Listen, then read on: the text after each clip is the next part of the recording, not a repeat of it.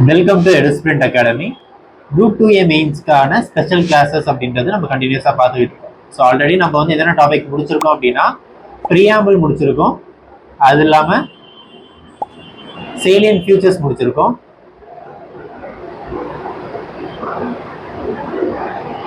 So and then union and it's territories முடிச்சிருக்கோம்.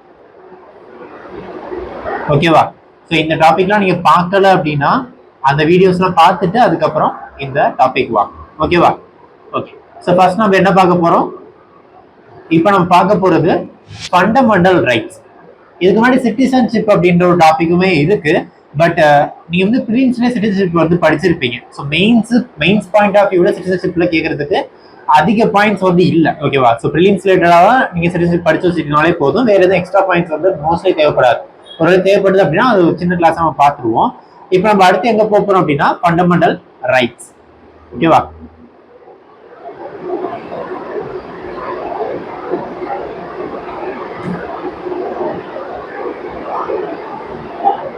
Fundamental rights. So fundamental rights அப்படின்னா என்ன? அடிப்படை உரிமைகள்.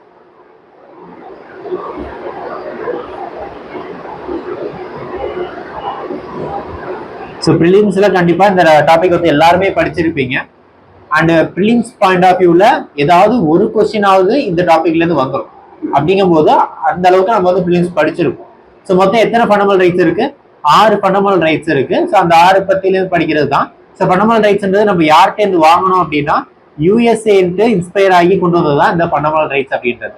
ஸோ ஃபண்டமெண்டல் ரைட்ஸ்ல பாத்தீங்க அப்படின்னா ஆர்டிகல் 12 இருந்து ஆர்டிகல் 35 வரைக்கும் ஃபண்டமெண்டல் ரைட்ஸ் இருக்கும். இது எந்த பார்ட்ல இருக்கு அப்படின்னா பார்ட் 3 ஆஃப் த கான்ஸ்டிடியூஷன்.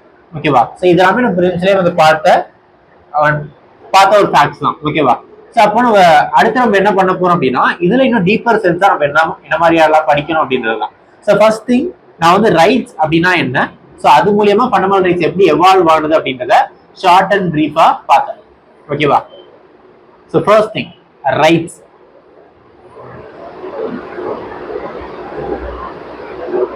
உரிமைகள் அப்படின்னா என்ன?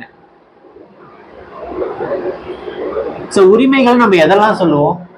யாருக்காவது ஏதோ ஒரு விஷயம் கிடைக்கல, ஆனா அது கிடைக்க வைக்கணும் அப்படின்றது நம்ம உரிமையா சொல்லுவோம் இல்லையா? சோ அப்போ ஒரு விஷயங்கள் கிடைக்க வைக்கணும் அப்படின்னா பவர்ன்றது அதிகாரம். ரைட்ஸ் எதெல்லாம் தருது? பவரை தருது, அதிகாரத்தை தருது. ரெண்டாவது பிரிவிலேஜ். பிரிவிலேஜ்னா சலுகைகள். மூணாவது ப்ரொடக்ஷன்.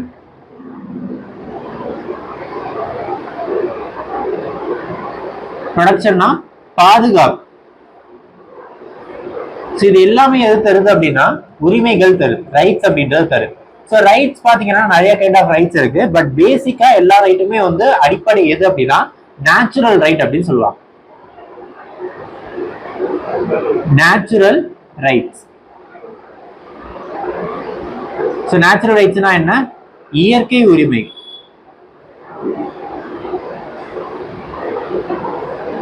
இயற்கை உரிமை அப்படின்னா என்னன்னா ஏதோ ஒரு காரணத்துக்காக நமக்கு கிடைக்கப்பட வேண்டிய உரிமைகளை தான் நம்ம என்ன சொல்லுவோம்? இயற்கை உரிமைகள் அப்படின்னு சொல்லுவோம்.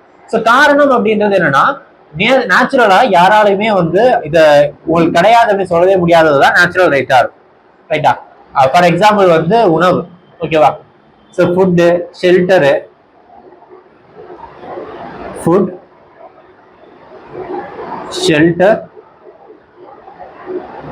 கிளாத்ஸ், இது எல்லாமே என்னவா இருக்கும்? நேச்சுரல் ரைட்டா இருக்கு. அப்போ ஒரு மனுஷன் ஒருத்த பிறக்கிறான் அப்படின்னா அவனுக்கு உணவு அப்படின்றது அத்தியாவசியம், அவனுக்கு தங்குறதுக்கான இடம் அப்படின்றது அத்தியாவசியம், அண்ட் அவனுக்கு தேவையான உடைகளை அணிகிறது அப்படின்றது அத்தியாவசியம்.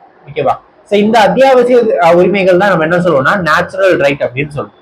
ஸோ நேச்சுரல் ரைட் அப்படின்றது என்னன்னா man enjoy the right which are given to the man by nature.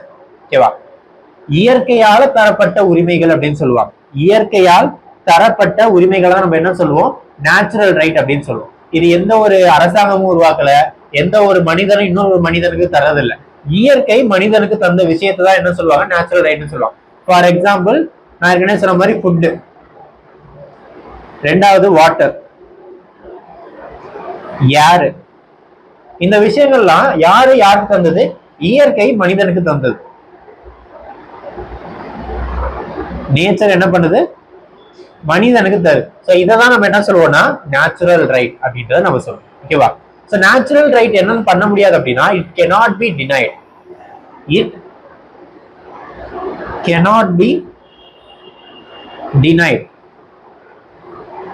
ஓகேவா? ஸோ நீ அமெரிக்கால இருக்க, நீ வந்து மூச்சு விடக்கூடாது, அதுவே நீ இந்தியாவில் இருக்க, நீ சாப்பிடக்கூடாது அப்படின்னு யாருமே சொல்ல முடியாது. அப்ப நேச்சுரல் ரைட் அப்படின்றது யாராலுமே கிடையாது அப்படின்னு சொல்ல முடியாத விஷயத்த நம்ம என்ன சொல்லுவோம்? நேச்சுரல் ரைட் அப்படின்னு நம்ம சொல்லுவோம். கிளியரா?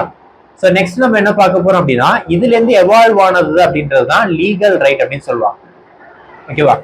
ஸோ இதுல இருந்து என்ன எவால்வ் ஆகுது? லீகல் ரைட் அப்படின்றது எவால்வ் ஆகுது. So what is legal right? So legal அப்படின்னா என்ன? சட்டப்பூர்வ அப்படின்றத நம்ம என்ன சொல்லுவோம்? லீகல் ரைட் சொல்லுவோம் இல்லையா? Legal right.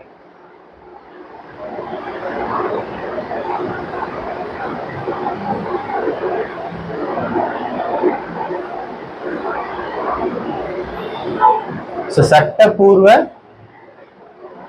உரிமை. சட்டப்பூர்வ உரிமைகளை நம்ம என்ன சொல்லுவோம்? லீகல் ரைட்னு சொல்லுவோம். ஓகே, இந்த லீகல் ரைட்ல என்னெல்லாம் இருக்கு அப்படின்னா நம்ம இங்க என்ன சொன்னோம்?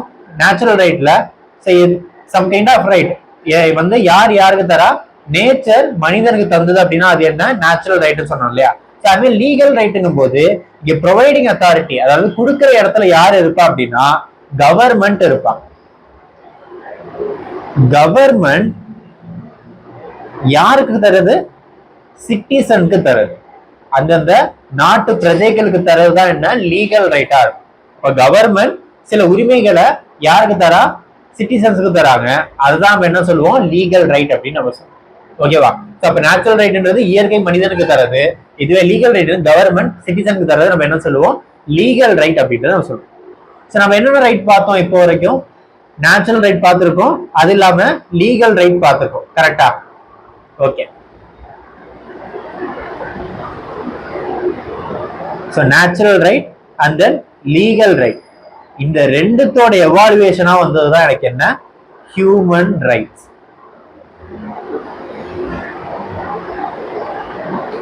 ஸோ யுனைடெட் நேஷன் என்ன பண்ணுது? ஹியூமன் ரைட்ஸ் அப்படின்றத 10th டிசம்பர் 1948 அடாப்ட் பண்றாங்க. அப்போ இந்த அடாப்ஷன் மூலியமா நமக்கு என்ன சொல்ல வராங்க அப்படின்னா எந்த ஒரு நாடா இருந்தாலுமே, ஃபார் எக்ஸாம்பிள் அவங்க வந்து ரிபப்ளிக் கண்ட்ரியா இருக்கட்டும், இல்லாட்டி வந்து மோனோக்ராட்டிக் கண்ட்ரியா இருக்கட்டும், எந்த ஒரு நாடா இருந்தாலுமே அவங்களுடைய அரசியல் அமைப்புல, அவங்களுடைய கான்ஸ்டிடியூஷன்ல ஹியூமன் ரைட்ஸ் இல்ல அப்படின்னாலும் அந்த கண்ட்ரியோட சிட்டிசனுக்கு அந்த ஹியூமன் ரைட்ஸ கொடுக்கிறது கட்டாயம், மேண்டேட்டரி. புரியுதா? சோ ஃபார் எக்ஸாம்பிள் வந்து நார்த் கொரியான்னு எடுத்துக்கோமே. நார்த் கொரியால ஹியூமன் ரைட்ஸ் அப்படின்ற கான்செப்டே கிடையாது. அவங்களுடைய அரசியல் அமைப்புல ஹியூமன் ரைட்ஸ் இந்த கான்செப்டே அவங்க இன்ட்ரோடியூஸ் பண்ணல. அப்படின்றதுக்காக அவங்க என்ன பண்ண முடியாது? ஹியூமன் ரைட்ஸ் எங்க கான்ஸ்டிடியூஷன் இல்லப்பா, எங்களுடைய சிட்டிசனுக்கு நாங்க ஹியூமன் ரைட்ஸ் தர மாட்டோம் அப்படின்னு அவங்களால சொல்ல முடியாது. பட் நார்த் கொரியா சொல்லிட்டு இருக்காங்க, ஏன்னா அவங்க யூஎன்ல ஒரு மெம்பரா இல்ல. அப்ப யூஎன்ல எந்த கண்ட்ரில மெம்பரா இருக்கோ அந்த கண்ட்ரிஸ் எல்லாத்துலயுமே வந்து அவங்களுடைய கான்ஸ்டிடியூஷன்ல ஹியூமன் ரைட்ஸ் இல்ல அப்படின்னாலுமே அவங்க என்ன பண்ணணும்? ஹியூமன் ரைட்ஸ் அப்படின்னா அவங்களோட சிட்டிசனுக்கு மறுக்காம தரணும் அப்படின்றதுதான் இந்த ஹியூமன் ரைட்ஸா இருந்தது. ஓகேவா? சோ இது எல்லாமே இந்த மாடர்ன் கண்ட்ரீஸ்ல, மாடர்ன் பீரியட்ல உருவான ரைட்ஸ். ஓகே. சோ இத வச்சு இந்த ரைட்ஸை வந்து எப்படி கேட்டகரைஸ் பண்ணுவாங்கன்னா 3 ஜெனரேஷன் ஆஃப் ரைட்ஸா கேட்டகரைஸ் பண்ணுவாங்க. 3 generation of rights. So evaluation of rights வச்சு 3 ஜெனரேஷனா பிரிப்பாங்க. 1. So first generation என்னவா இருந்தது அப்படின்னா civil right or political right.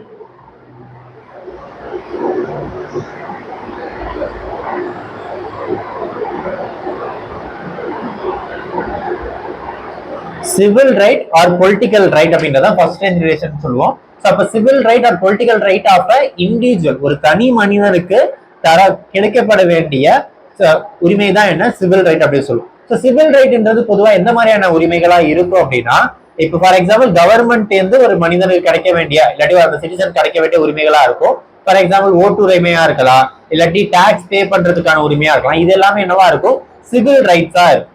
ஓகேவா? ஸோ இது first generation. It's talk about individual. இண்டிவிஜுவலோட எந்த ரைட்டை பத்தி பேசுவாங்க, இண்டிவிஜுவலுடைய பொலிட்டிக்கல் ரைட்டை பத்தி பேசுவாங்க.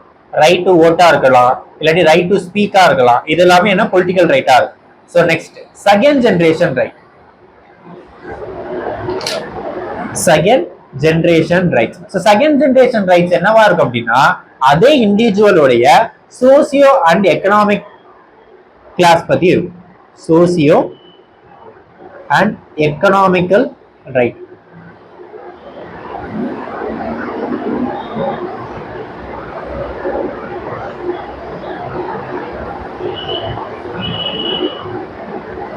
ஸோ ஒரு தனிப்பட்ட இல்லாட்டி தனிப்பட்ட சமூகத்துடைய சமூக மற்றும் பொருளாதார உரிமைகளை பத்தி சொல்லும். சமூக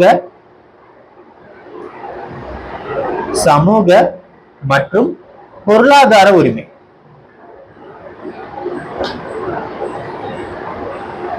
சமூக மற்றும் பொருளாதார உரிமையை பத்தி சொல்றதா என்ன இந்த செகண்ட் ஜெனரேஷன் ரைட் அப்படின்றது. ஸோ இதுல தேர்ட் ஜெனரேஷன் ரைட் என்னவா இருக்கும் அப்படின்னா, ஒரு கம்யூனிட்டி சார்ந்து இருக்கும். ஓகேவா? ஸோ ஃபர்ஸ்ட் ஜெனரேஷன் என்ன, ஃபர்ஸ்ட் ஜெனரேஷன் செகண்ட் ஜெனரேஷன் இது ரெண்டுமே இண்டிவிஜுவலோட டெவலப்மெண்ட் பத்தி பேசும். இதே தேர்ட் ஜெனரேஷன் ரைட் ஒரு கம்யூனிட்டியோட டெவலப்மெண்ட் பத்தி பேசும். ஸோ தேர்ட் ஜெனரேஷன் ரைட் என்னவா இருக்கும், ஸோ இது என்னன்னு சொல்லுவாங்கன்னா developmental right. Developmental right.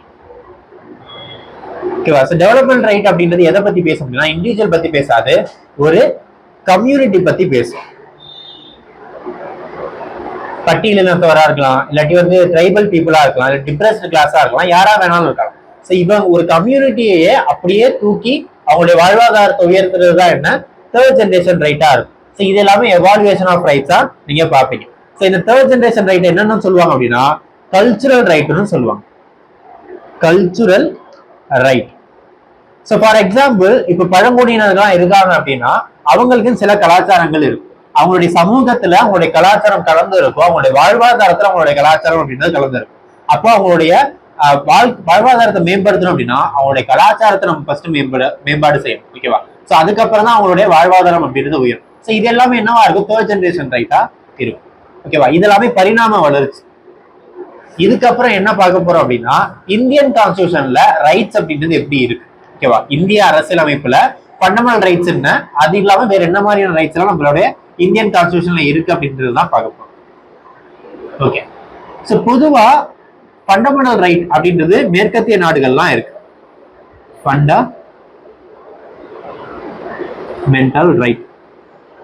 So மேற்கத்திய நாடுகள்ல ஃபண்டமெண்டல் ரைட் இருக்கு அப்படின்னா அது எதை சார்ந்து இருக்கும் அப்படின்னா, மோஸ்ட்லி நெகட்டிவ் தாட்ஸா தான் இருக்கும். ஓகேவா? ஃபார் எக்ஸாம்பிள்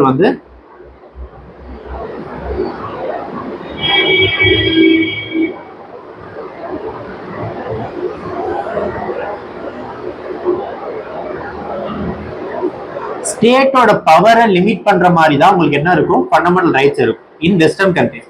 ஆனா இந்தியாவில பாத்தீங்க அப்படின்னா, இதை லிமிட் பண்ற மாதிரி, ஸ்டேட்டோட பவர் லிமிட் பண்ற மாதிரி இருந்ததுன்னா அது என்ன ரைட்னு சொல்லுவோம் அப்படின்னா நெகட்டிவ் ரைட்னு சொல்லுவோம். Negative right. ஸோ எக்ஸாம்பிளுக்கு சொல்லணும் அப்படின்னா, இப்போ ஃபார் எக்ஸாம்பிள் ஆர்டிகல் 21. ஓகேவா? ஸோ ஆர்டிகல் 21 என்ன, லைஃப் அண்ட் பர்சனல் லிபர்ட்டியா? கரெக்டா?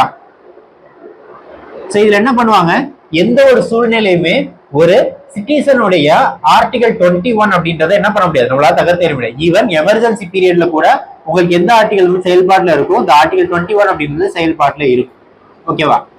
அப்போ இது யாரோட பவர் குறைக்குது, ஸ்டேட்டோட பவர் குறைக்குது. யாருக்கு பவர் அதிகப்படுத்தி கொடுக்குது, சிட்டிசனுக்கு அதிகப்படுத்தி கொடுக்குது. ஓகேவா? ஸோ இதை தான் நம்ம என்ன சொல்றோம்னா நெகட்டிவ் ரைட் அப்படின்னு சொல்லுவோம். நெகட்டிவ் இன் த சென்ஸ் பீப்புளுக்கு இது நெகட்டிவ் கிடையாது. யாருக்கு நெகட்டிவா மாறுது, கவர்மெண்ட்டுக்கு நெகட்டிவா மாறுது. ஸோ இதே மாதிரி பாசிட்டிவ் ரைட்ஸும் இருக்கு.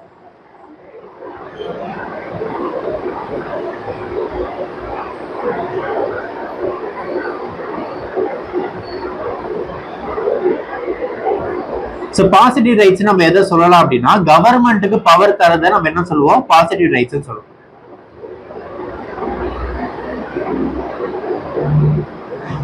For example article 17. ஓகேவா? ஸோ ஆர்டிகல் 17ல ஆக்சுவலா பவர் யாருக்கு கொடுக்குறாங்க, கவர்மெண்ட்டுக்கு தராங்க. ஸோ என்ன மாதிரி இப்போ நீங்க வந்து ஒடுக்கப்பட்டவர்களுக்கு வந்து எதிராக நீங்க செயல்படுறீங்க, இல்லாட்டி அன்டச்சபிலிட்டி வந்து பிராக்டிஸ் பண்றீங்க, தீண்டாமையை வந்து நீங்க பிராக்டிஸ் பண்றீங்க அப்படின்னா உங்களை என்ன பண்ணலாம், கவர்மெண்ட்னால அரெஸ்ட் பண்ண முடியும். ஸோ இதெல்லாமே என்ன, கவர்மெண்ட்டுக்கு பவர்ஸா நிறைய அள்ளி தருது அப்படின்றது தான். ஸோ அப்போ நம்மளோட இந்தியன் கான்ஸ்டியூஷன்ல 2 ரைட்டும் இருக்கு. ஒன்று பாசிட்டிவ் ரைட்டும் இருக்கு, இன்னொன்று நெகட்டிவ் ரைட்டும் இருக்கு. ஸோ இந்த 2 ரைட்டுமே சேர்ந்தது தான் இந்தியன் கான்ஸ்டியூஷன். பட் மேற்கத்திய நாடுகள்ல மோஸ்ட்லி என்னவா இருக்கும், நெகட்டிவ் இன் நேச்சரா தான் இருக்கும். கவர்மெண்ட்டை லிமிட் பண்ற மாதிரியான பவர் தான் யாருக்கு இருக்கும், மேற்கத்திய நாடுகள்ல இருக்கு. ஓகேவா? ஓகே. ஸோ நம்மளுடைய கான்ஸ்டியூஷன்ல இருக்கிற ஃபண்டமெண்டல் ரைட்ஸ்ல 2 கைண்ட்ஸ் ஆஃப் ரைட் இருக்கு. ஒன்னு நேச்சுரல் ரைட், இன்னொன்னு நம்ம ஆல்ரெடி பார்த்த மாதிரி legal right. Fundamental rights mostly Indian கான்ஸ்டியூஷன்ல எதை மென்ஷன் பண்ற மாதிரி இருக்குன்னா, நேச்சுரல் ரைட்டை மென்ஷன் பண்ற மாதிரி இருக்கு. லீகல் ரைட்டை எதை மென்ஷன் பண்ணோம் அப்படின்னா, டிபிஎஸ்பி. நம்ம அடுத்த டாபிக் அதுவாக பார்ப்போம். ஸோ டிபிஎஸ்பியை நடைமுறைப்படுத்துற மாதிரி இருக்கிறது என்னவா இருக்கும், லீகல் ரைட்டா. ஓகேவா? நம்மளோட இந்தியன் கான்ஸ்டியூஷன்ல இருக்கிற டைப்ஸ் ஆஃப் ரைட்ஸ் பத்தி இப்ப பார்க்கலாம்.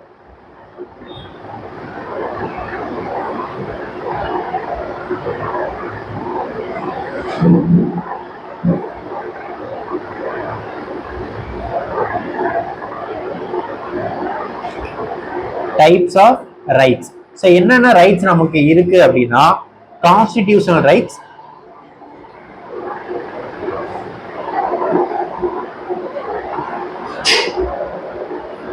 Legal right and fundamental right.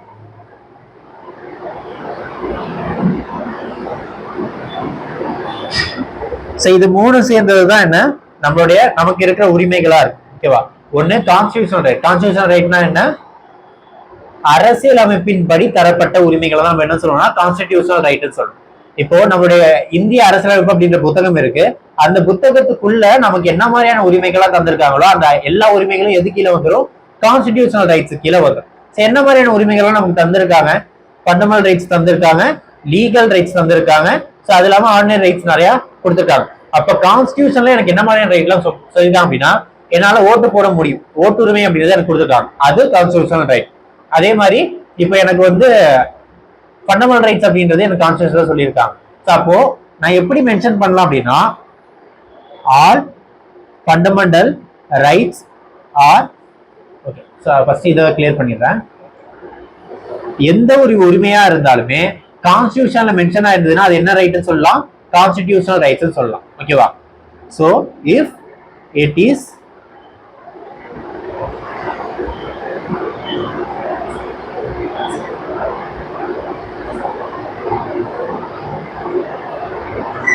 mentioned in the constitution, then it is called constitutional rights. அரசியலமைப்பு புத்தகத்தில் குறிப்பிடப்பட்ட உரிமைகள் அனைத்தும் அரசியலமைப்பின் படி தரப்பட்ட உரிமைகள் அப்படின்றது நம்மளால சொல்ல முடியும். ஓகேவா? ஓகே. சோ இப்போ எனக்கு அரசியலமைப்புல என்ன மாதிரியான உரிமைகள்லாம் இருக்கு, ஓட்டுரிமை, ஓட்டிங் ரைட்ஸ் அப்படின்றது இருக்கு. ஓகே, ஃபார் எக்ஸாம்பிள் 2 கேஸ் எடுத்துக்கிறேன். ஓட்டிங் ரைட்னு இருக்கு, அது இல்லாம ஃபண்டமெண்டல் ரைட்னு இருக்கு. கரெக்டா? சோ அப்ப இப்ப நான் ஒரு ஸ்டேட்மெண்ட் சொல்றேன், அது கரெக்டா தப்பான்னு யோசிங்க. First, all fundamental rights are constitutional rights.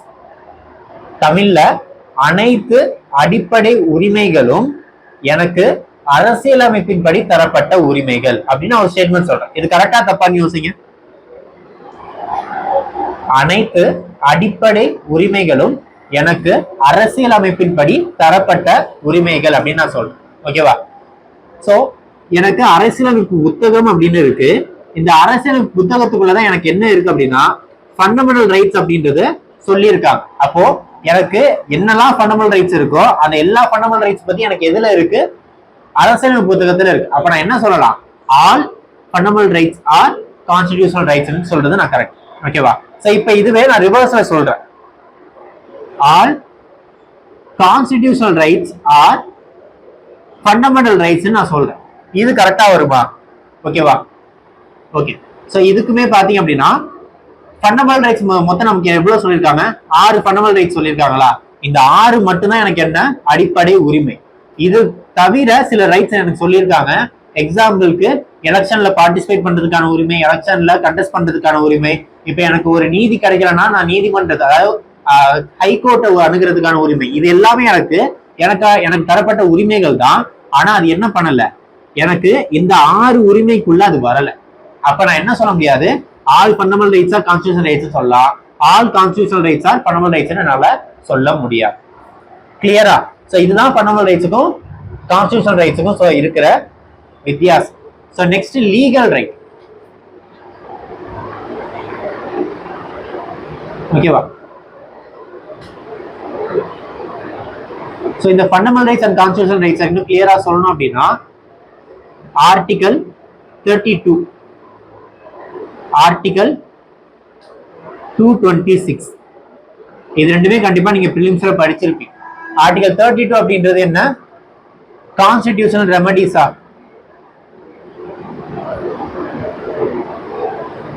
Constitutional remedies. Article 226 constitutional remedies தான். இது யாருக்கான பவர், சுப்ரீம் கோர்ட்டுக்கான பவர். இது யாருக்கான பவர், ஹை கோர்ட்டுக்கான பவர். அதாவது எனக்கு ஒரு அடிப்படை உரிமை வந்து மீறப்படும் போது நான் டைரக்டா சுப்ரீம் கோர்ட்டுக்கு போறேன்னா எதை யூஸ் பண்ணி சுப்ரீம் கோர்ட்டுக்கு போவேன், ஆர்டிகல் 32 யூஸ் பண்ணி சுப்ரீம் கோர்ட்டுக்கு போவேன். இதே ஹை கோர்ட்டுக்கு போறேன் அப்படின்னா ஆர்டிகல் 226 யூஸ் பண்ணி நான் ஹை கோர்ட்டுக்கு போவேன். கரெக்டா? ஓகே. சோ இப்போ இது ரெண்டுத்துல எது ஃபண்டமெண்டல் ரைட், எது கான்ஸ்டிடியூஷனல் ரைட்ஸ்? ஆர்டிகல் 32 தான் எனக்கு fundamental right and constitutional right. இது ரெண்டுமே எனக்கு எதுக்கு வரும், ஆர்டிகல் 32க்கு வரும். இதே ஆர்டிகல் 226 நான் ஃபண்டமெண்டல் ரைட்ஸ் சொல்ல முடியுமா?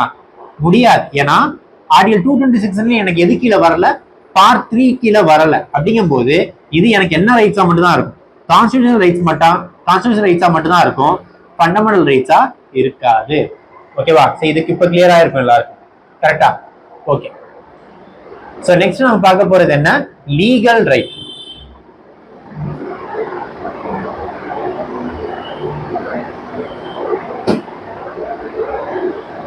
Legal rights. சோ லீகல் ரைட்ஸ்னா என்னன்னா அரசினால் கொடுக்கப்படுகின்ற உரிமை எல்லாமே நம்ம என்ன சொல்லுவோம், லீகல் ரைட்ஸ் அப்படின்றத நம்ம சொல்லுவோம். ஓகேவா? ஓகே. சோ அப்ப கவர்மெண்ட் ஒரு ரைட்டை கொடுக்குது, அது எனக்கு கான்ஸ்டிடியூஷன்ல மென்ஷன் ஆகல அப்படின்னாலுமே அது என்னவா இருக்கும், எனக்கு லீகல் ரைட்டா இருக்கும். ஓகேவா? சோ ஈவன் தோ கான்ஸ்டிடியூஷன்ல மென்ஷன் ஆயிருந்தாலுமே சில ரைட்ஸ் அப்படின்னா லீகல் ரைட் அப்படின்னு நம்ம சொல்லுவோம். சோ அதை நம்ம எப்படி பிரிக்கலாம் அப்படின்னா, இப்போ கான்ஸ்டிடியூஷன்ல சில விஷயங்கள் நம்ம அமெண்ட் பண்றது, நம்ம எதை வச்சு அமெண்ட் பண்ணுவோம், ஆர்டிகல் 368 வச்சு அமெண்ட் பண்ணுவோம். ஓகேவா? சோ ஆர்டிகல் 368 வச்சு அமெண்ட் பண்ணோம் அப்படின்னா அதை நம்ம என்ன சொல்லுவோம்னா கான்ஸ்டிடியூஷனல் ரைட்னு சொல்லுவோம். இதே சிம்பிள் மெஜாரிட்டியை வச்சு அமெண்ட் பண்ணோம் அப்படின்னா அதை நம்ம என்ன சொல்லுவோம்னா லீகல் ரைட்னு சொல்லுவோம். சோ இவ்வளவு டீப்பா தேவையில்லை தான், பட் தெரிஞ்சுக்குவோம். ஓகேவா? சோ கான்ஸ்டிடியூஷன் 368 வச்சு அமெண்ட் பண்ணோம்னா கான்ஸ்டிடியூஷனல் ரைட்ஸ். இது சிம்பிள் மெஜாரிட்டினா எனக்கு என்னவா வரும், லீகல் ரைட்டா வரும். அப்போ எல்லாத்துக்குமே சோர்ஸ் என்னவா இருக்கு அப்படின்னா நேச்சுரல் ரைட் தான் எனக்கு என்னவா இருக்கு, சோர்ஸா இருக்கு. ஓகேவா? சோ இதுதான் உங்களுக்கு வந்து ரைட்ஸ்னா என்ன, டைப்ஸ் ஆஃப் ரைட்ஸ் இருக்கு, ஒவ்வொரு ரைட்ஸுக்கும் என்ன வித்தியாசம் அப்படின்றத நம்ம பார்த்தாச்சு.